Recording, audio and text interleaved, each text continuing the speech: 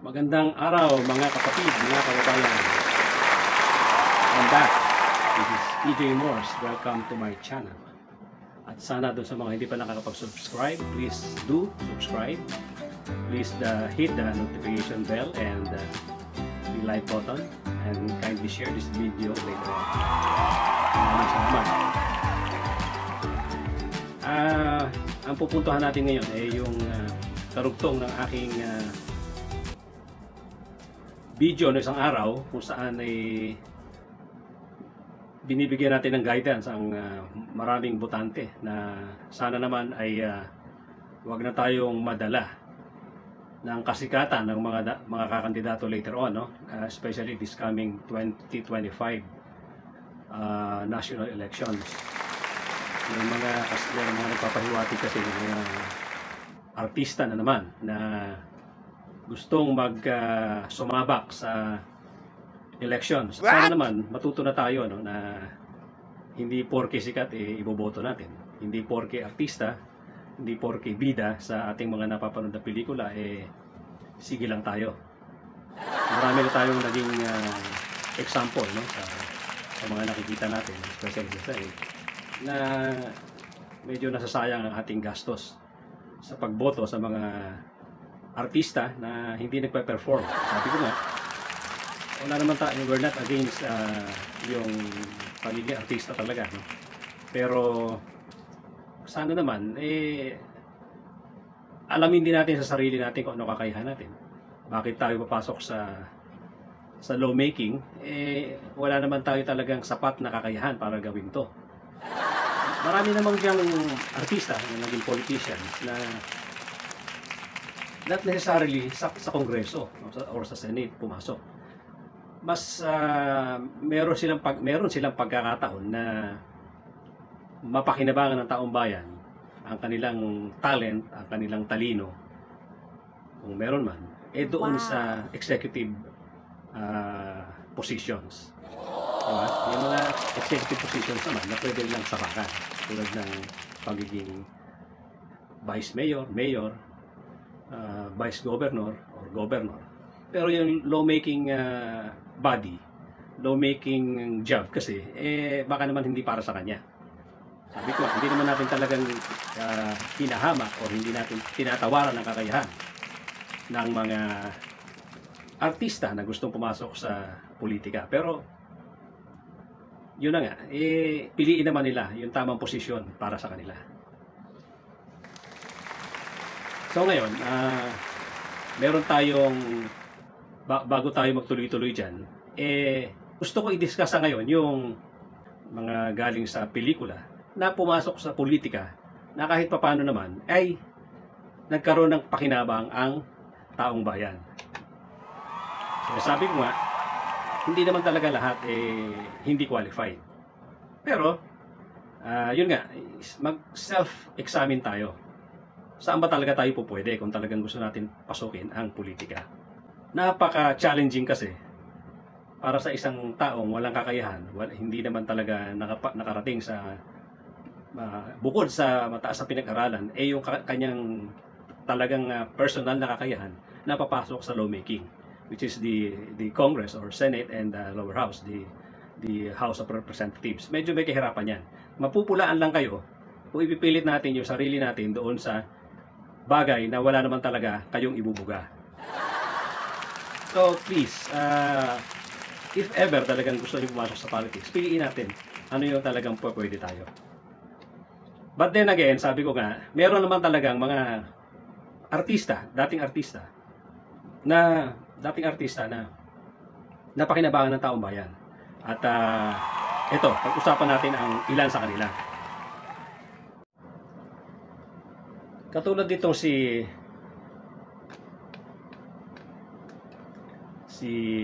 Tito Soto. Ito ay isang artista.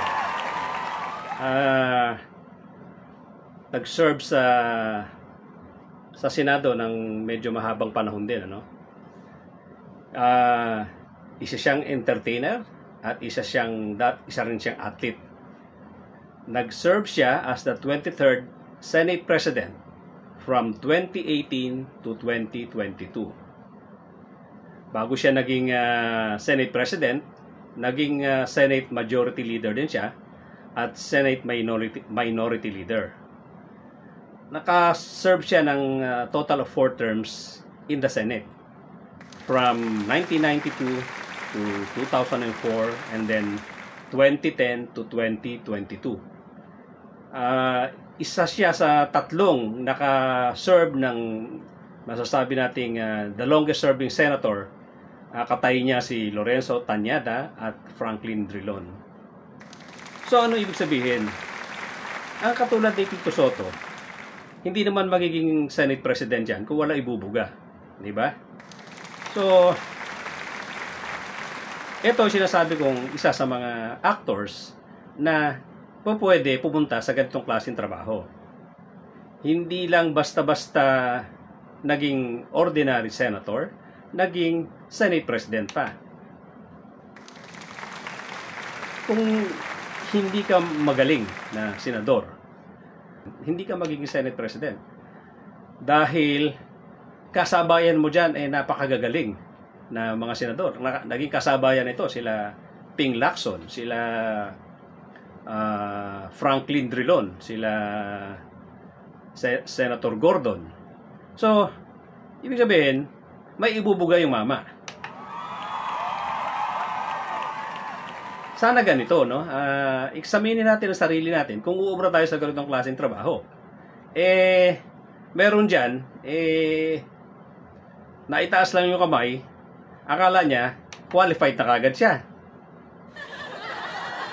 Hindi niya naisip na pagdating sa mga sesyon ng Senado, baka maging katawa-tawa lang siya. So, ayan, si Senator Soto o the former Senator Soto, baka siya bumalik, no, sa Senado, hopefully, these coming elections. He is now 76 years old, born in August 24, 1948. Isa rin siyang accomplished songwriter. Ibig sabihin, talagang may talento naman. Isa siya sa nagpasikat, nag-spearhead ng mga Filipino bands ng mga nakaraang panahon. Lalong-lalo na tinatawag natin na The Manila Sound. Of course, alam naman natin na miyembro siya ng the longest running variety show in the Philippine television, which is called The It Bulaga.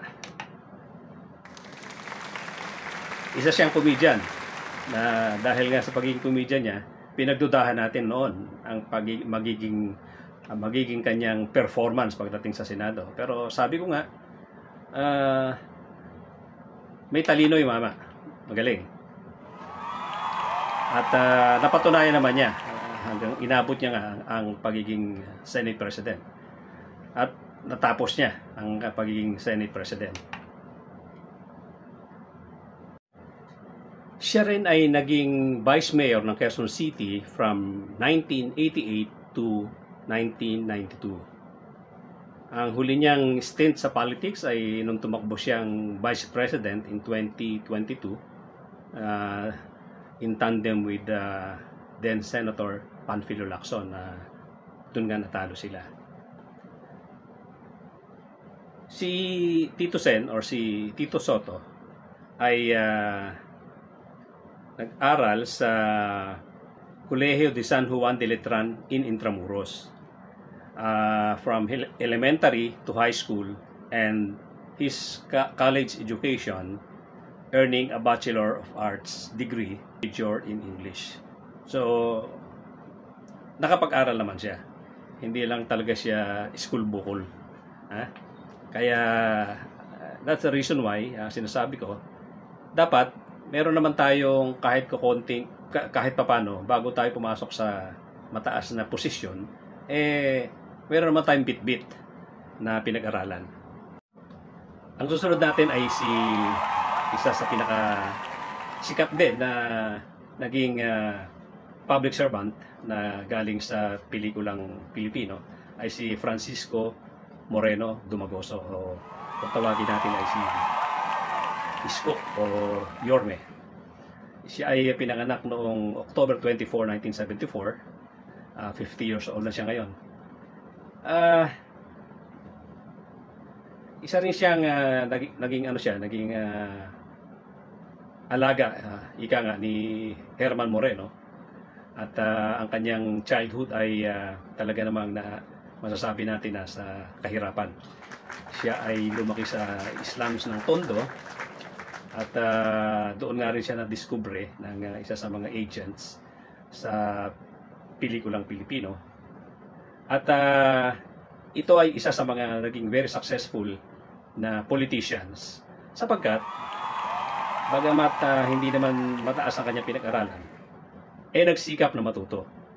Nag-aral siya. Siya ay pumasok sa politics noong 1998 at naging konsyal siya ng Manila at he was elected for three consecutive terms as councilor. During that time, he pursued higher education. Kumuha siya ng mga degree ng postgraduate education at Harvard Kennedy School, pati yung Oxford Business School. Noong 2007 ay na-elect siya na vice mayor at nagkaroon siya ng 3 consecutive terms as vice mayor. Noong 2016 naman, nakonbinsi siya ng ating dating Presidente Erap Estrada na tumakbo. Instead na tumakbo sa pagka-mayor, ay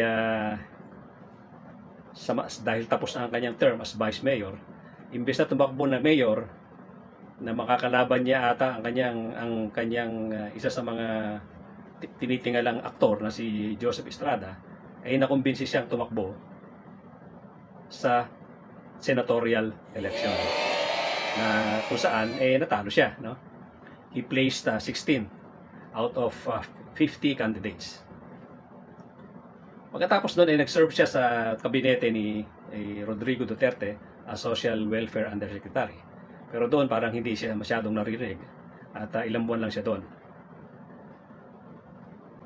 Noong mga sunod na eleksyon ay hindi na siya napigilan tumakbo bilang mayor. At nakalaban niya si Joseph Estrada at si Alfredo Lim na kanyang isa ring hinahangaang politician, no? Si dating General Lim at isang dating mayor din. Ito ay nangyari noong 2019 local elections. At nanalo siya with landslide victory and he became the youngest elected mayor of Manila hanggang sa nagkaroon ng People Power Revolution. Nakilala si Isko bilang isang street smart and his streetwise public image due to his colorful language coupled with Manila street slang.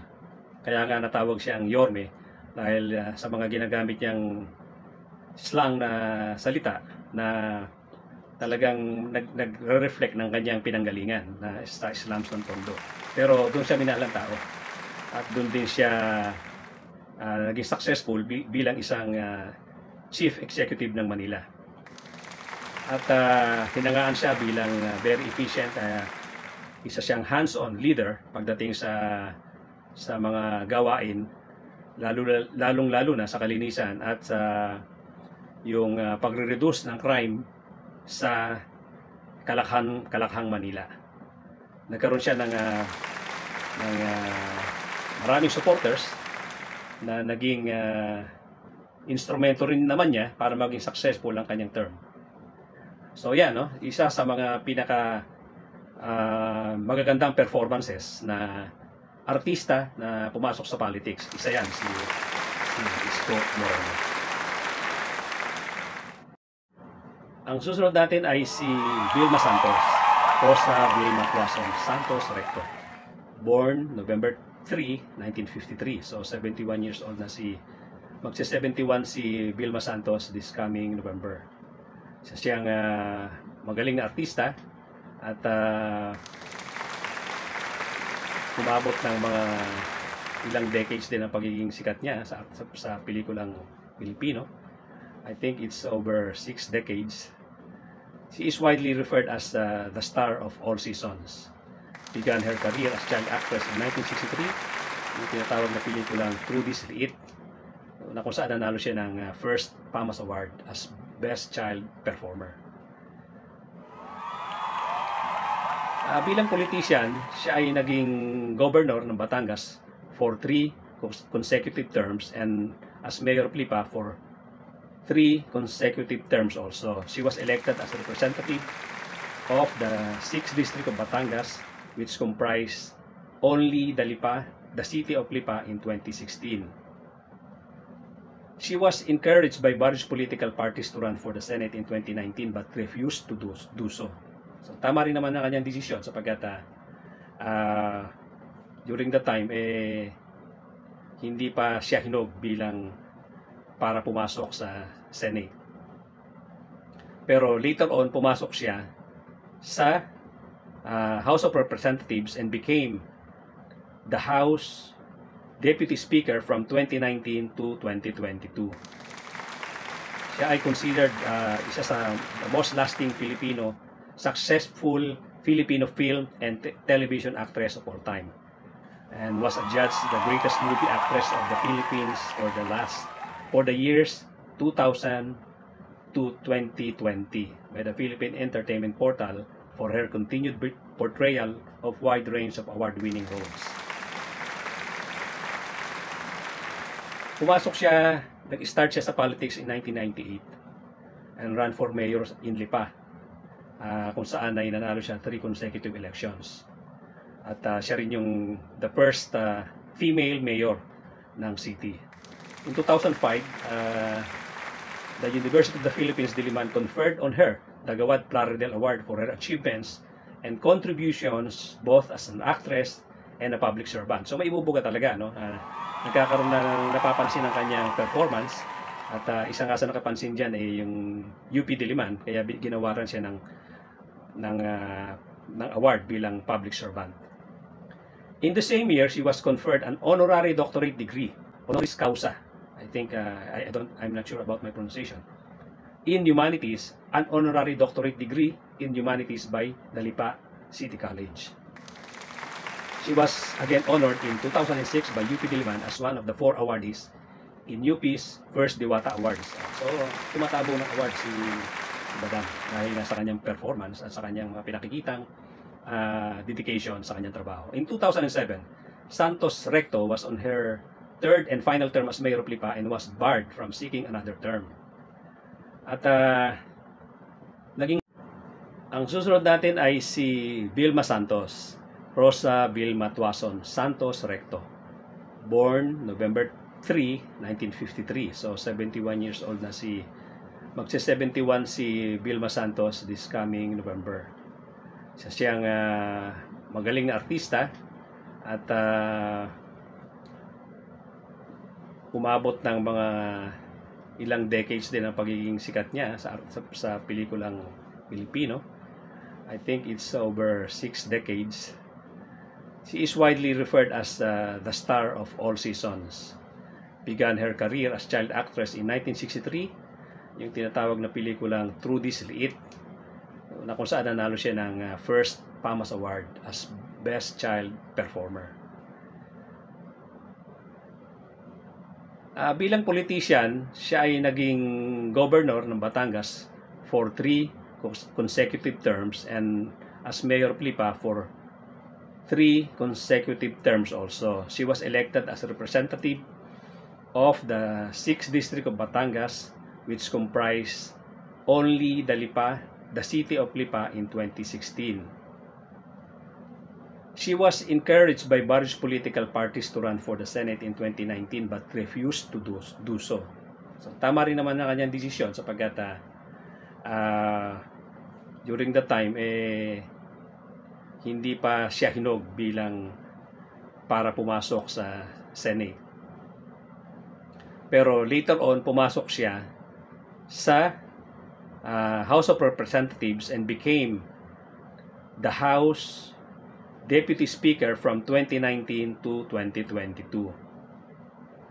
Siya ay considered isa sa the most lasting successful Filipino film and television actress of all time, and was adjudged the greatest movie actress of the Philippines for the years 2000 to 2020 by the Philippine Entertainment Portal for her continued portrayal of wide range of award-winning roles. Nag-start siya sa politics in 1998 and ran for mayor in Lipa, kung saan ay nanalo siya 3 consecutive elections. At siya rin yung the first female mayor ng city.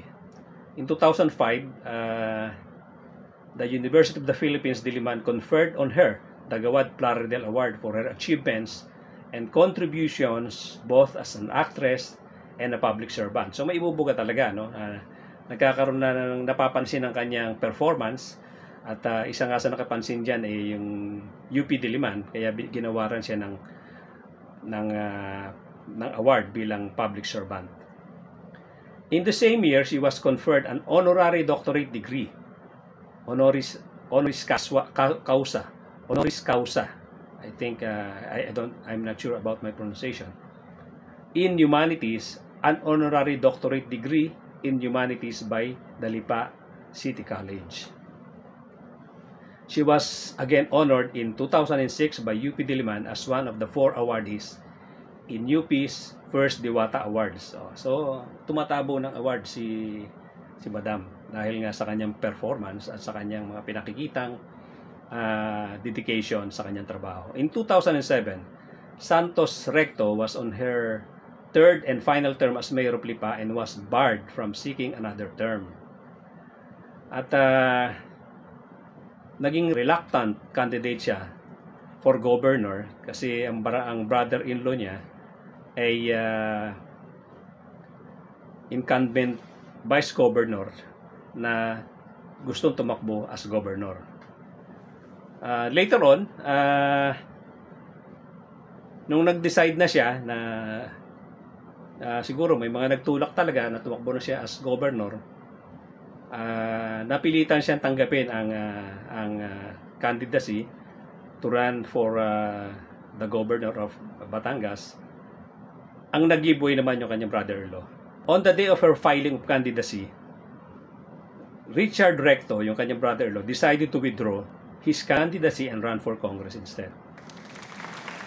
At siya ay na-proclaim ng governor-elect of Batangas on May 21, 2007 after garnering 475,740 votes against the incumbent Arman Sanchez na merong 344,969, becoming the first female governor of the province.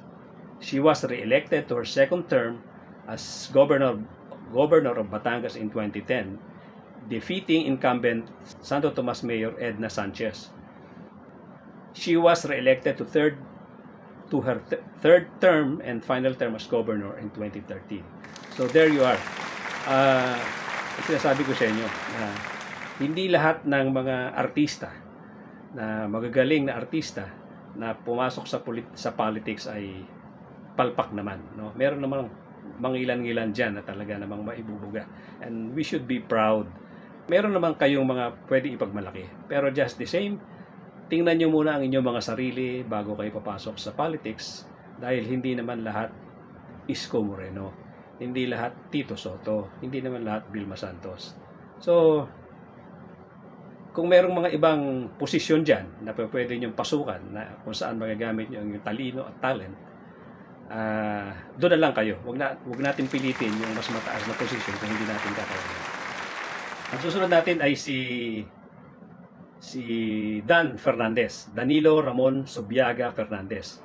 Siya ay pinanganak noong January 14, 1966. So 58 years old na siya. Naging isa siyang representative ng Lone District of Santa Rosa noong araw, at the House of Representatives mula noong 2022. Isa siyang aktor at isa rin siya optometrist. He also previously represented 1st District of Laguna from 2007, 2002, 2016, and again from 2019 to 2022. He also concurrently served as Deputy Speaker from 2019 to 2020. Prior to his election in the Congress, he served as board member of Laguna from 1998 to 2001 at naging Vice Governor ng Laguna from 2001 to 2004 and Mayor of Santa Rosa from 2016 to 2019. Tumakbo siyang bilang gobernador in 2004 pero natalo siya kay Governor Teresita Lazaro. Pero isa sa mga naobserbahan ko nga nung nanonood ako ng mga hearing sa Kongreso, isa si Dan Fernandez na sumasabak sa pag-iimbestiga ng pinaghahandaan niya ang ginagawa niyang investigasyon. Isa sa nakita kong investigasyon na hinangaan ko siya ay yung nagkaroon ng supposed to be buy-bust operation sa somewhere in Batangas na later on napaamin niya sa pagtsatsaga ng pagtatanong na wala naman talaga nangyaring buy-bust kundi it was a rob out at may biktima doon na napatay.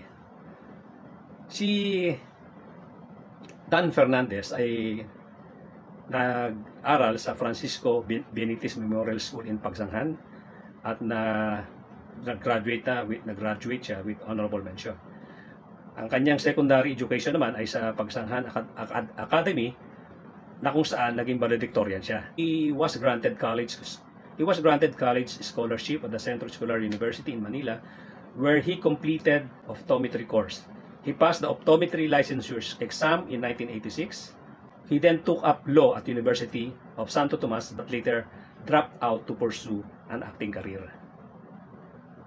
So yan, a little background of Dan Fernandez na isa sa tingin ko nagkaroon ng magandang resulta coming from show business na pumasok sa politics, napakinabangan siya ng taong bayan. By the way, ang source po natin ay nanggaling sa Wikipedia. So, thank you sa Wikipedia at ginagamit natin ang kanyang mga write-up. Ang susunod naman natin ay si Lito Lapid, Manuel Lito Mercado Lapid. Born August 21, 1955. So, 69 years old na si Lito Lapid. Isang aktor at isang politician. Siya ay senador mula pa noong 2019 and previously from 2004 to 2016. He started his political career in Pampanga, serving as Vice Governor from 1992 to 1995 and became Governor from 1995 to 2004. Noong 2015, he was charged also for graft over his alleged involvement in 2004 fertilizer fund scam while he was governor of Pampanga.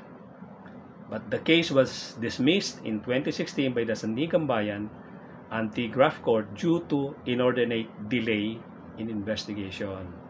So, swerte niya na dismiss pala ito dahil sa inordinate delay. So, sobrang tumagal masyado ang pagproseso ng kaso. Siya ay pinanganak sa Porac, Pampanga at siya ay natapos niya ang kanyang elementary education at the Porac Central School in 1968 and secondary education at St. Catherine's Academy in Porac in 1972. Hindi na siya nag-enroll for his tertiary education as he pursued acting. So nag-artista na siya, hindi na siya nagpatuloy ng kanyang pag-aaral.